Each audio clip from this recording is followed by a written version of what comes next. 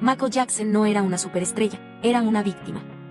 Más allá de las mansiones, la fama internacional, los millones de dólares y las giras, hubo un hombre destrozado cuya vida estuvo marcada por problemas emocionales, crueldad, sobre todo, mucho de soledad.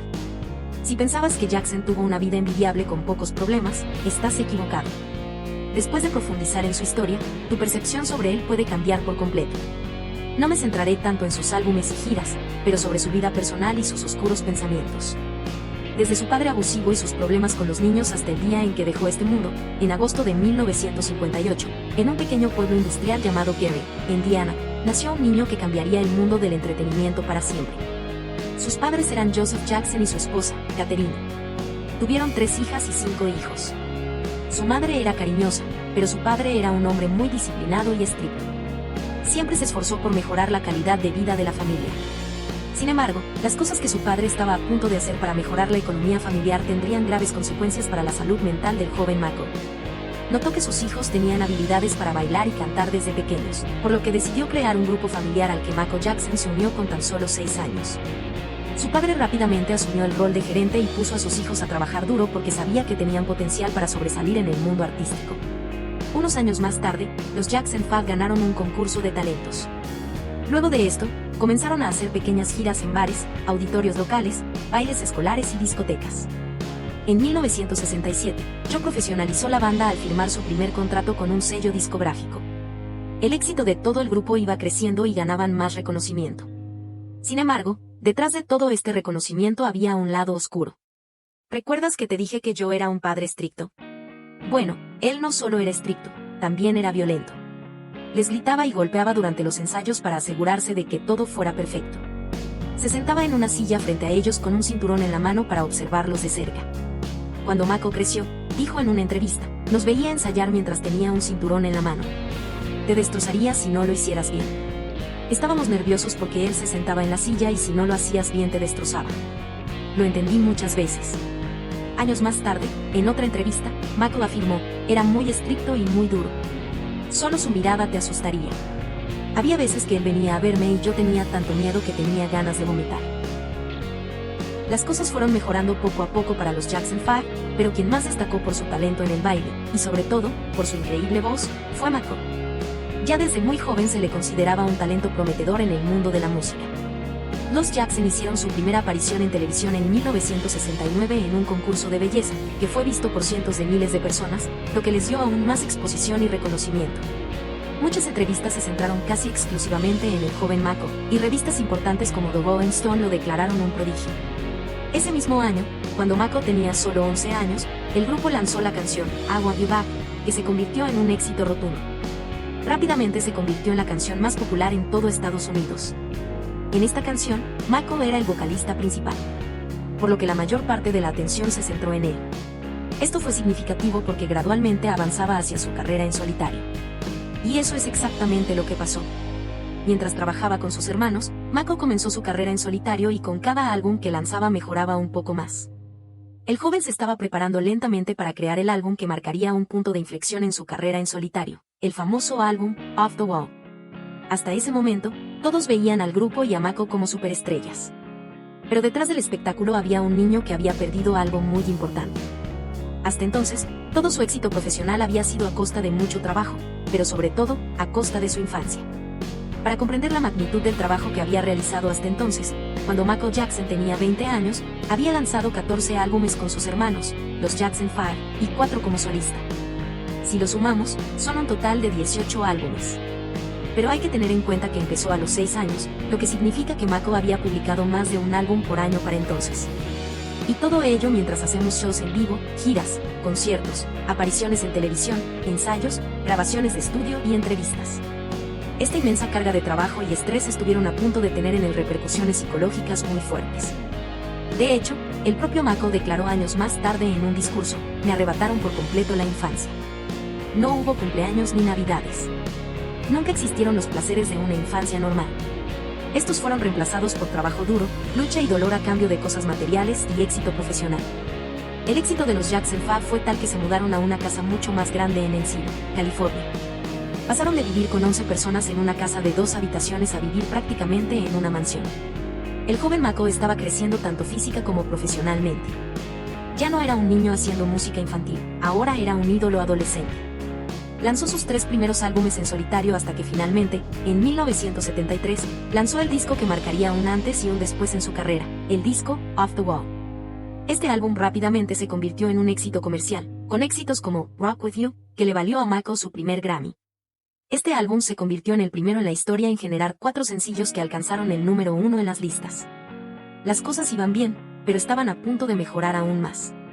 Sin embargo, un nuevo problema surgió en la vida de Michael durante el apogeo de Off the Wall, las cirugías plásticas. En 1979, mientras ensayaba una rutina de baile, Michael se rompió la nariz y requirió cirugía. La primera cirugía se presentó inicialmente como una necesidad médica para ayudar a corregir un problema respiratorio que había empeorado debido a la fractura. Pero también implicó un cambio estético. Fue un procedimiento llamado alar-plastia, que estrecha la base de la nariz. Michael pudo haber hecho esto por varias razones, pero aquí hay una posibilidad bastante triste. En una entrevista con Oprah, Michael dijo: "Mi padre se burlaba de mí diciendo que tenía la nariz gorda y que era feo". Esto es crucial para comprender esta parte de su vida porque es posible que Michael padeciera un trastorno dismórfico corporal. Esto no está del todo probado, pero hay varios factores que pueden ayudarnos a deducirlo. Este trastorno es un problema de salud mental en el que una persona está obsesivamente preocupada por lo que percibe como defectos en su apariencia, incluso cuando estos defectos en realidad no existen. Como vimos, Michael creció en un hogar donde su padre abusaba física y verbalmente de él, criticándole aspectos físicos como su nariz o su aspecto constantemente. Ese trato por parte de las figuras paternas, que son cruciales para el desarrollo de la autoestima y la autopercepción, puede sembrar las semillas de una imagen corporal negativa. Menores que Jackson enfrentaba en ese momento. Ese matrimonio duró menos de 2 años ya que terminaron divorciándose. Entrevistas que una de las razones para su divorcio fue la lucha de Jackson contra la dependencia de medicamentos recetados, algo que ella intentó sin éxito ayudar a superar. En noviembre del 1996, Jackson vuelve a contraer matrimonio, pero ahora con David. Se conocieron mientras ella trabajaba como asistente de enfermería en la clínica del dermatólogo del Dr. Arnold.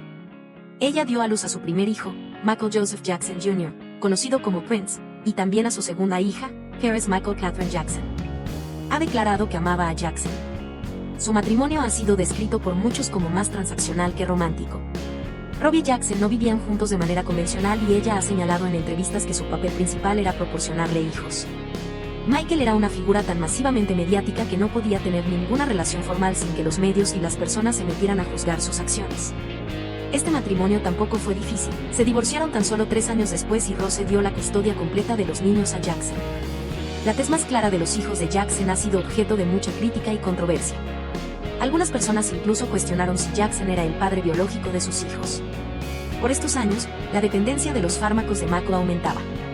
Pero un terrible suceso lo grabó aún más. En 1999, mientras realizaba una serie de conciertos, la plataforma que lo sostenía cayó y, en lugar de hacer un descenso suave, cayó con mucha velocidad, lastimando la columna vertebral del artista.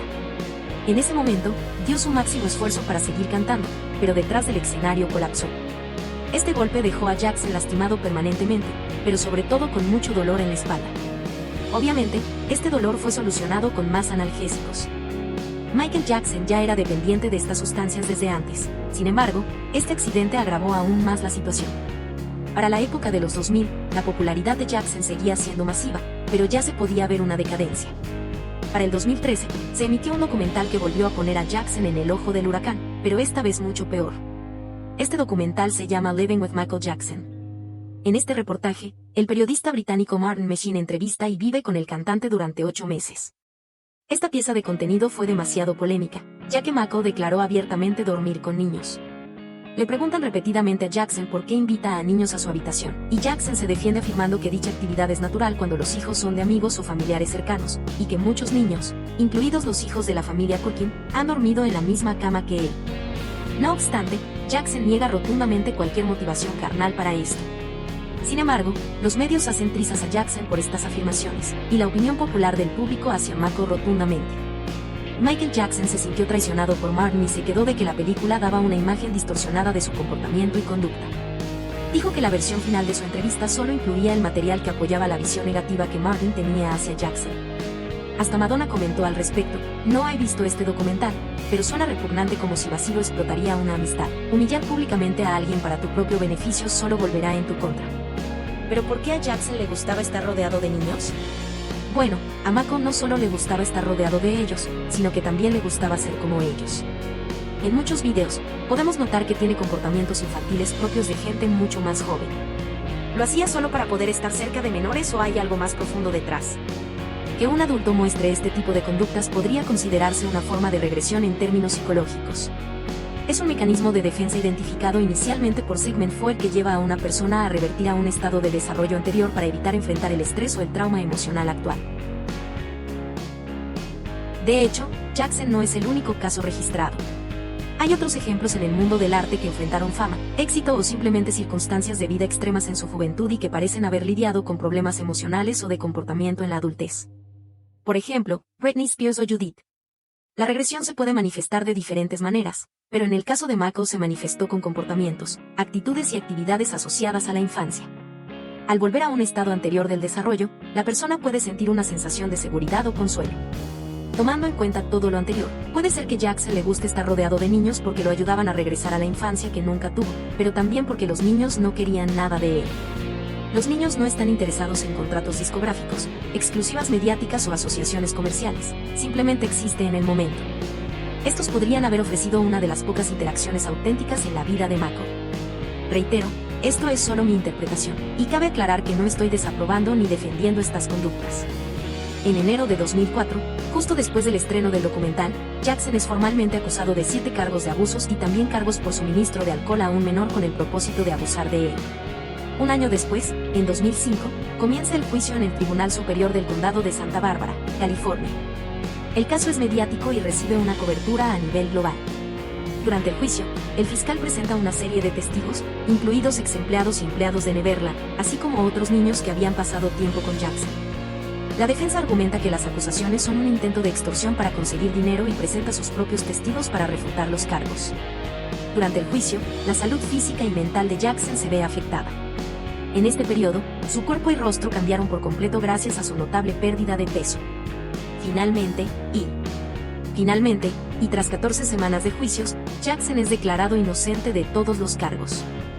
Pero aunque fue absuelto, su imagen pública sufrió un daño considerable y pasó los años siguientes alejado de la vista del público, enfrentándose a problemas económicos. En marzo de 2009, Mako Jackson anunció en una conferencia de prensa en Londres que realizaría una serie de conciertos titulados This Is It, organizados por AEG Live. Sin embargo, circulaban rumores sobre su salud en un estado preocupante. En ese momento, el uso de medicamentos, especialmente uno llamado Propofol, era parte de su vida diaria. Este medicamento se usa comúnmente en hospitales para sedar a los pacientes durante cirugías u otros procedimientos médicos. Sin embargo, lo usó para dormir. Para Mako su uso era tan habitual que se refería a ella como mi leche por el color blanco de la sustancia. Michael había estado alejado de los escenarios durante casi 10 años. De repente, tuvo que ensayar durante largas horas, asistir a reuniones e interactuar con los productores desde el amanecer hasta el anochecer, 6 días a la semana. Todo esto mientras lidiamos con dolores de espalda crónicos e insomnio. Para hacer frente a estos desafíos, Mako incluyó una cláusula en su contrato con AEG para que un médico personal lo ayudara durante toda la gira. Este médico era el Dr. Murray, que ya conocía a Mako y sabía exactamente lo que necesitaba. Después de los ensayos, cuando Mako no podía dormir, el Dr. Murray le administraba Propofol para ayudarlo a dormir y desempeñarse bien en los ensayos del día siguiente. Sin embargo, un fatídico día, el 25 de junio de 2009, algo salió terriblemente mal.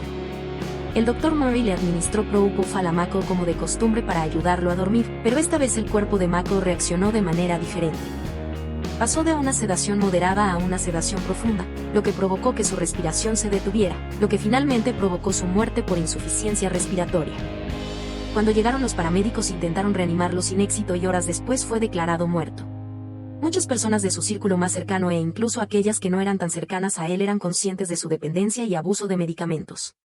Podrían haberle ayudado instándolo a buscar rehabilitación. Sin embargo, enviarlo a rehabilitación hubiera significado que tuviera que dejar de trabajar, cancelar espectáculos y, en consecuencia, dejar de generar ingresos. Entonces, en lugar de intervenir cuando su relación con las drogas se volvió peligrosa, sus socios y contratistas optaron por hacer la vista gorda y dejar que Mako siguiera consumiendo estas sustancias porque era más rentable que ayudar. Esta no es una historia feliz. A lo largo de su vida, Mako fue tratado como un medio para un fin, una mercancía. Batió récords y entretuvo a millones, pero también vivió en aislamiento emocional y social desde su más tierna infancia hasta sus últimos días. Su historia comenzó con una infancia eclipsada por el trabajo, mientras su padre y otros adultos lo arrastraban al mundo del espectáculo. Desde muy pequeño le enseñaron que su valor residía en su capacidad de rendimiento, en ser un producto rentable, más que en su simple existencia como ser humano. A medida que crecía, el escrutinio se intensificó a niveles inimaginables. La depresión y la ansiedad no son sorprendentes cuando cada aspecto de tu vida se examina y juzga públicamente. Los medios de comunicación, lejos de ser observadores imparciales, a menudo se convirtieron en acosadores, exacerbando su ya frágil estado emocional. Quizás el aspecto más doloroso de la historia de Michael sea la omnipresente soledad que parecía perseguirlo en un mundo que lo valoraba más por lo que podía ofrecer que por quien era. La conexión humana genuina se volvió una rareza, y las personas que podrían haberle ofrecido apoyo o amistad a menudo se acercaban a él con una agenda, viéndolo como un medio para lograr algo más en lugar de valorarlo como un fin en sí mismo. Esta constante mercantilización y explotación desde su infancia contribuyó a una vida de aislamiento emocional y dependencia de las drogas, tal vez como una forma de automedicarse en ausencia de alternativas más saludables y amorosas. Al reflexionar sobre la vida de Michael, nos enfrentamos a una dura lección sobre el costo humano que a menudo se paga cuando olvidamos que detrás de cada producto hay una persona. Su vida sirve como un conmovedor recordatorio de lo que puede suceder cuando tratamos a las personas como medios para un fin en lugar de como seres humanos que merecen amor, respeto y cuidado.